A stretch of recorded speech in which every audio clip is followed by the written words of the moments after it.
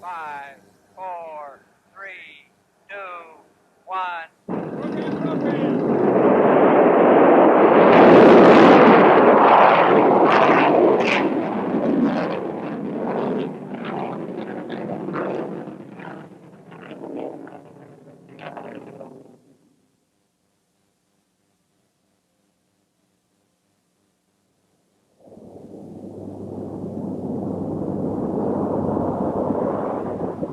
Hello, I'm Lieutenant General Dirk Jameson, the commander of 20th Air Force, Air Force Space Command. What I'd like to do is take a little time today and tell you about what's going on in our nation's ICBM force. What you just saw was the July 2nd launch of a Minuteman III missile from Vandenberg Air Force Base. Its flight of over 4,000 miles down the western test range to the Kwajalein Atoll was just one of many follow-on test and evaluation launches that are carried out by our Air Force. This one, though, was Air Force Space Command's first. It was truly an integrated space and missile operation. And we'll take a little more time today and talk about the history of ICBMs and the work that's going on today in 20th Air Force. Since the 50s, ICBMs have been the backbone of deterrence, remaining on alert 24 hours a day, 365 days a year. Since that time, several generations of missiles have come and gone. Atlas, Titan I and II, Minuteman I. And we're in the process now of deactivating 450 Minuteman IIs at Whiteman Air Force Base, Missouri, Ellsworth Air Force Base, South Dakota, and Malmstrom Air Force Base, Montana. That leaves us with two highly capable weapon systems, the Minuteman III and the Peacekeeper missiles, which are scattered throughout 6 western states. The Minuteman III missile was introduced into our nation's inventory in 1970, and we've done a lot of work over the years to maintain its reliability. We intend to maintain 500 Minuteman III missiles in our inventory until the year 2020. Now, this 60-foot missile weighs about 70,000 pounds and has 3 independently retargetable warheads. In accordance with START, we will demurv the system to 1 reentry vehicle per missile by 1999. All 4 of our on-alert missile wings at Minot, Malmstrom, Francis E. Warren, and Grand Forks have Minuteman IIIs, and Malmstrom is currently converting 150 of their Minuteman IIs to Minuteman IIIs. Our Minuteman IIIs are undergoing extensive upgrades.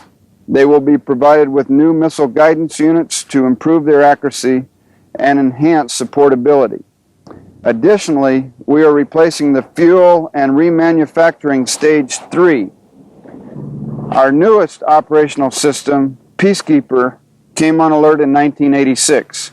In comparison, the Peacekeeper is about twice the size of the Minuteman III and can carry up to 10 reentry vehicles. There are 50 Peacekeepers on alert at Francis E. Warren. In accordance with START requirements to eliminate multiple warheaded ICBMs, they will be deactivated by 2003.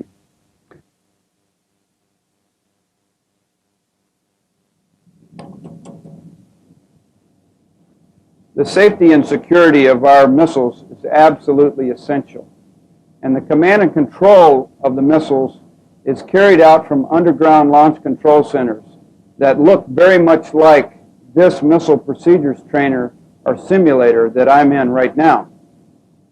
The combat crew are responsible for leading the team of security police, maintenance, and others that operate in the missile fields. A very responsible job that includes a wide area and a lot of people. From these centers, missileers are the key link to the national command authorities through a vast array of communications equipment, ultimately responsible for following the President's orders if deterrence should fail. We're in the process of upgrading their capabilities with our Rapid Execution and Combat Targeting, or REACT, upgrade. This is the first major overhaul of the launch control centers and will replace an aging computer system, reduce reaction time, and enhance combat capabilities. The redesigned capsule will have both crew members sitting side by side. The missile combat crews who serve in these facilities are highly trained and well-educated Air Force professionals.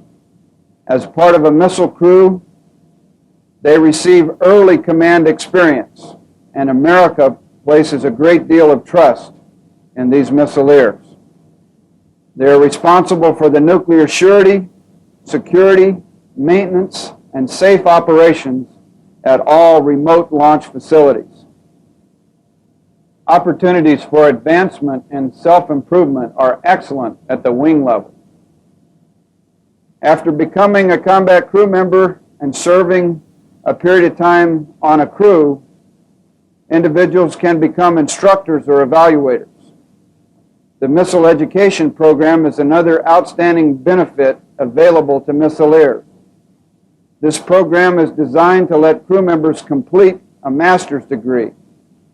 The Air Force pays 100% of tuition, and classes are built into the monthly schedule.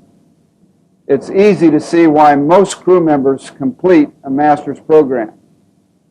After gaining experience from a first crew tour, missileers have plenty of options open to them. At the wing level, they can become emergency war order instructors, code controllers. Code controllers are responsible for ensuring missiles will respond properly when they're directed to launch. For qualified crew members that don't want to stay at the wing, there are outstanding opportunities within the missile community. Missileers may decide to become part of an airborne missile crew. That's right, not all missileers full alert underground. You can also find them above ground, thousands of feet above ground, as an airborne crew. These airborne launch control centers serve as a backup for underground launch control centers if for some reason they are not able to launch their missiles. Many missileers will have a follow-on tour at Vandenberg. Our best operators and maintainers can join the Top Hand team and become a part of the follow-on test and evaluation program. Vandenberg is the only base where we test launch ICBMs, and top handers are the launch directors. They conduct the countdown and provide the final go-ahead before any test launch. Additionally, they are responsible for simulated electronic launches at the operational wings. Another elite group of missileers at Vandenberg are our 392nd Space and Missile Training Squadron instructors, a part of the Air Education and Training Command. They are responsible for training all incoming missileers on the intricacies of missile duty, to include day-to-day operations, emergency actions, and how to carry out Strategic Command's single integrated operational plan. In order to keep our missiles on alert, we need outstanding maintenance personnel. Due to the nature of maintenance, officer opportunities are limited. However, for those who are fortunate enough to be selected, you will have a great deal of responsibility, and it is one of the few jobs where you have the opportunity to work with a large number of enlisted personnel. Missile maintenance officers receive excellent experience and will be naturals for spacelift maintenance when that career field evolves. One of our specialty maintenance organizations can also be found at Vandenberg. Members of the 394th Organizational Missile Maintenance Squadron and Field Missile Maintenance Squadron are the key link in ensuring the safety of our test launches. This Blue Suit team installs the command destruct system on every missile we test here. They provide the launch director and range safety officer the ultimate in safety, the ability to terminate a launch if anything goes wrong. We're like other combat units. We have an annual competition, Olympic arena, and intensive training exercises called Olympic Flag. For 26 years, Olympic Arena has been one of the Air Force's premier competitions. Over 1,300 competitors and visitors converge on Vandenberg for a week of hard-charging, head-to-head competition between all our operational missile wings. Participants come from a wide range of disciplines such as missile operations, maintenance, and security. To the missile community, the spirited competition clearly expresses the dedication and professionalism that make us the best missile force in the world. It's rich in the pride that keeps the alert rate high and our deterrent capabilities on the leading edge day to day. The missile community as a whole is the one that benefits the most from competition.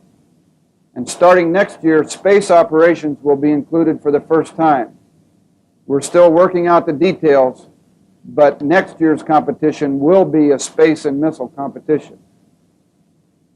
Competitions play an important part in our readiness, but our intensive training exercises, Olympic flag, have a great deal to do with our continuing reliability and capabilities. We bring out 100 participants from various disciplines 3 times each year for discussions, scenarios, and crosstalks. Olympic flag is quality Air Force in action. Units know ahead of time what they will be asked to do. Each base performs the task while other participants from that same discipline observe and critique. After representatives from each base have completed the event, they all get together and review what went well, what was good, and what could be improved, and then they develop recommendations for the procedure. During our last Olympic flag exercise, our communicators came up with suggestions that will save the Air Force over $250,000 annually. Participants also observed the full spectrum of missile activities. For example, missile crews watch security police recapture a launch facility from terrorists. This provides everyone with a better understanding of the big picture and helps build America's ICBM team into a more effective fighting force. As you can see, missileers have a challenging and exciting environment to deal with. Now, we've done our job for 35 years in a highly professional and a highly successful way. We believe that in many ways we had a lot to do with the successful conclusion of the Cold War. But our job is far from done. And as I mentioned earlier, our programs go well into the next century. What we need is dedicated professionals that are up to the leadership challenges that you've seen exhibited in the footage of this video. We will have opportunities as space and missiles integrate further and move toward a totally seamless Air Force Space Command. The leadership opportunities are there. Security police, communications, missile maintenance, missile operations. America's ICBM team has a big job to do, and we have an ironclad commitment with the American people to continue to do our job to perfection. There are tremendous opportunities in the space and missile arenas, and I look forward to working with you as the guardians of the high frontier as we lead the Air Force into the 21st century.